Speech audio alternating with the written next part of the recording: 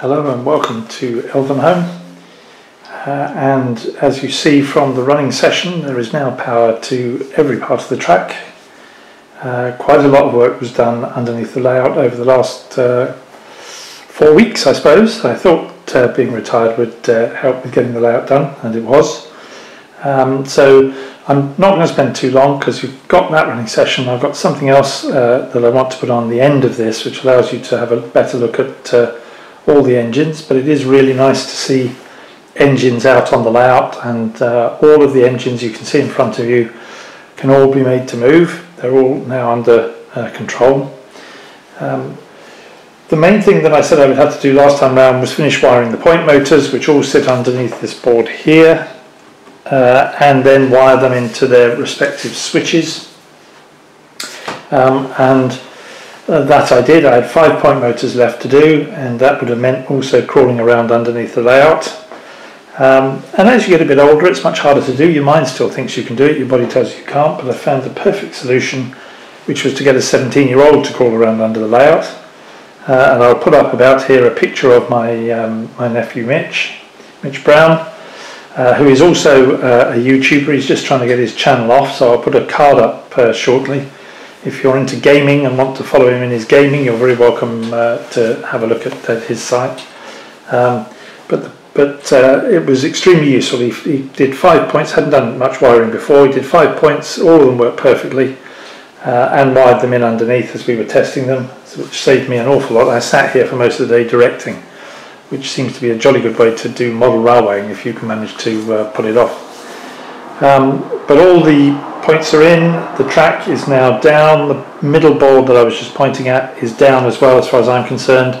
I won't permanently screw it down to the top baseboard until I'm absolutely sure everything's working smoothly. But all the points have been traversed by various trains. Some go better than others. The little F9 that's right in front of you with the B set of coaches just goes over everything, never seems to stop, doesn't have a problem with anything. The 4 MT tank engine that I've got stops the slightest thing, so I'm learning the need to have clean engines and clean track. But it is interesting how different engines will find that no problem with the track and other ones do. But just to show you, if we come down now, this is nearer to how I wanted it to be. You'll see that the schematic is out now, as I tried desperately to remember the very clever system that I put in place for numbering the points. I still can't remember it, I still need to look at it. These Pico switches, I'm having variable results with those. Some of them have no problem at all, others seem not to give a strong enough or long enough contact for the points to change over, and I have, by swapping over the switch to a point, identified that it is the switch and not the point motor or the points that are the problem. So it's just possible that these switches may be changed for something else at some point. And I also made a change when I was wiring in the point motors, and that's the wiring that sits behind it. And as you'll see, I was originally going to have male and female spade plugs, which you crimp onto the end of the wire. But I found that far too many of them just fell off. However hard you crimped onto it, this wire was quite small and they were coming off, and I thought, I know what's going to happen once I've got all this wired up. So I changed my mind and went for something rather different, which some of you will be well aware of, those who are watching this because you're coming new, which are terminal blocks, but which are a plug, if I show you here.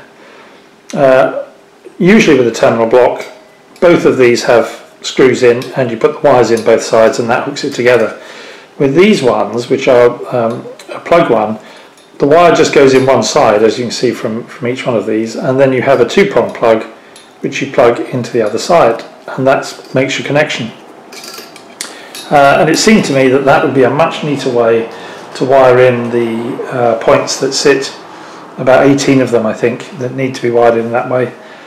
And it also has done everything that I wanted it to do, because as you know, I want to be able, if I need to isolate a set of points because I've got to replace them, I didn't want to have to do lots of unscrewing of wires, and now I don't, because these strips are in strips of 6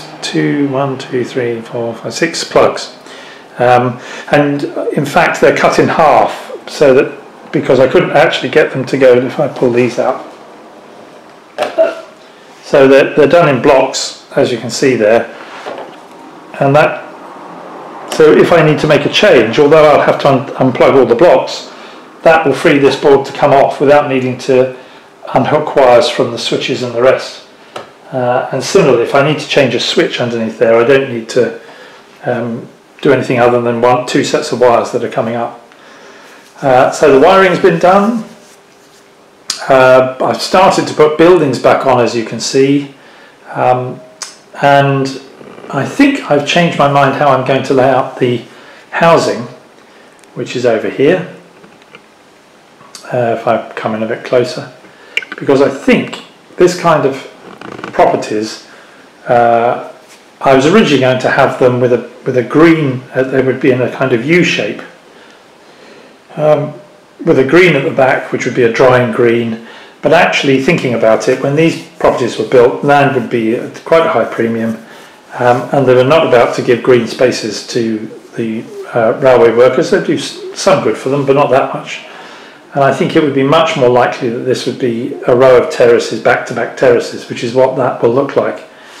And eventually there will be, because they've yet to be built, but I have the kits, there'll be 2 blocks of those, and that's what that big space there is for.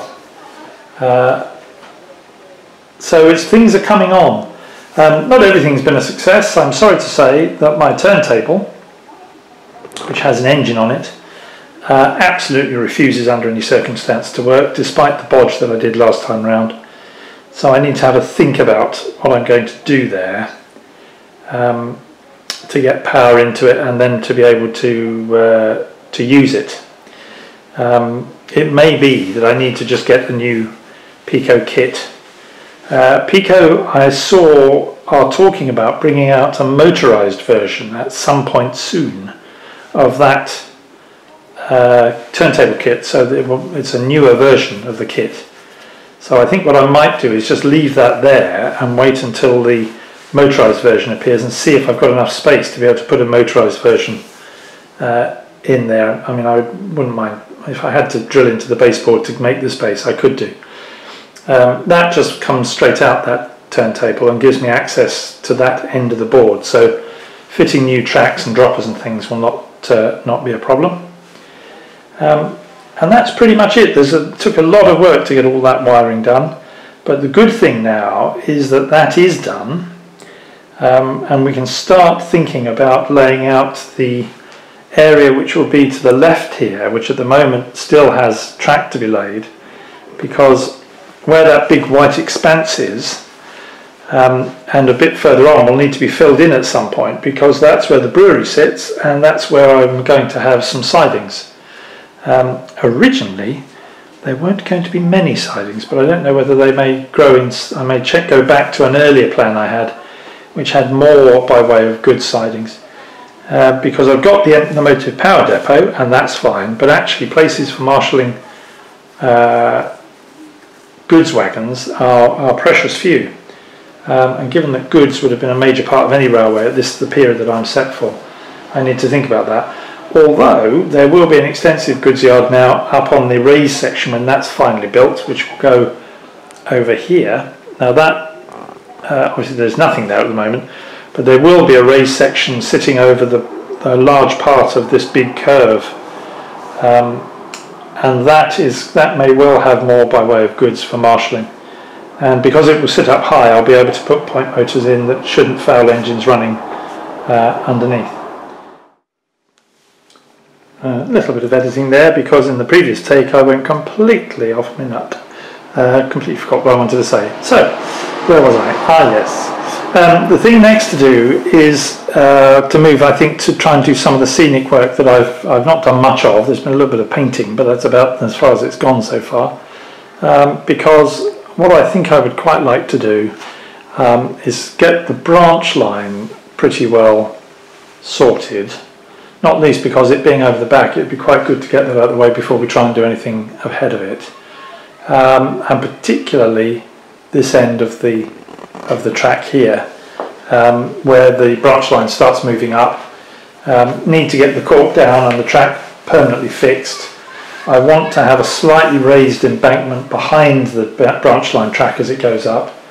I've got to settle the position of another station, probably about where the tail of the goods wagons are, which will be Grey Haven's station.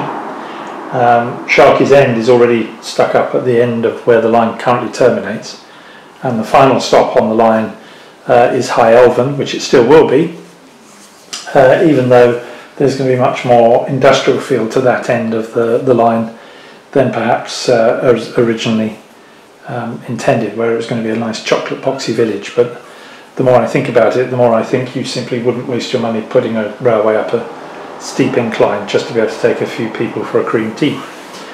So High Elven will probably go somewhere around where the ends of the goods wagons are,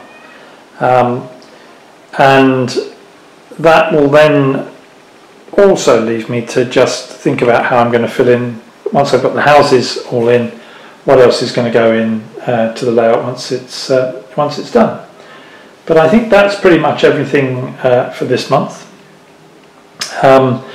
Before I give a slightly different ending to the one that I normally do, I do want to say thank you to, I've now got over 400 subscribers, which is quite extraordinary. Thank you to all of you who've subscribed, and I hope you enjoy and continue to enjoy the updates as the layout develops and builds. And in honour of that, I thought it would be quite nice also, because I can, is to show you all the fleet of engines that I've been acquiring whilst I've not been able to really run more than one or two. You've seen some of them from time to time, and indeed you saw some of them in the clip at the start of this update. But what will follow once I finish it will be a look at all the fleet of the trains that visit Weathertop Station in particular, from a number of liveries, because it's my railway and I can run on it what I like when I like. So for those of you who are absolutely prototypical purists, look away now. It may be a little while before I put another update up. We're away on holiday for most of September, and then down at the beginning of October to the West Somerset Railway for the Steam Gala, and then I need to actually do something. So it could be as much as 8 weeks before I do anything more. So this is my summer break, and whilst I'm away, I hope those of you that are modelling enjoy your modelling, and I look to talk to you again at some point during October. But for now, I'll hand you over to the fleet of Elvenhome. Bye bye.